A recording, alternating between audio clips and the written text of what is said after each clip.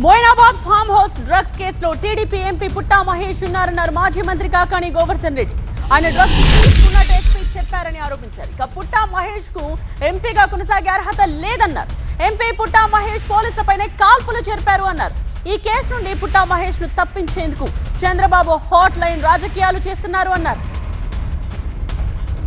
ఆంధ్ర రాష్ట్రానికి సంబంధించినటువంటి ఎంపీ మహేష్ ఈరోజు డ్రగ్స్ సేవించి పాజిటివ్ తేలింది అంటే ఇటువంటి వ్యక్తి భారతదేశానికి సంబంధించి విధానపరమైనటువంటి శాసనపరమైనటువంటి నిర్ణయాలు తీసుకోవాల్సినటువంటి దేవాలయం లాంటి అతి పవిత్రమైనటువంటి పార్లమెంటులో సభ్యుడిగా కొనసాగేటువంటి హక్కు ఈ వ్యక్తికి ఉందా? ఇది అందరూ ఆలోచన చేయాలి. పెద్దలు ఆలోచన చేయాలి, రాజకీయ నాయకులు ఆలోచన చేయాలి, సమాజం ఆలోచన చేయాలి. కాబట్టి వెంటనే చంద్రబాబు నాయుడికి చిత్తశుద్ధి ఉంటే అతన్ని పార్టీ నుంచి సస్పెండ్ చేయాలి, పార్లమెంట్ సభ్యుడి నుంచి ఈరోజు రాజీనామా చేయించాల్సినటువంటి అవసరం ఉంది.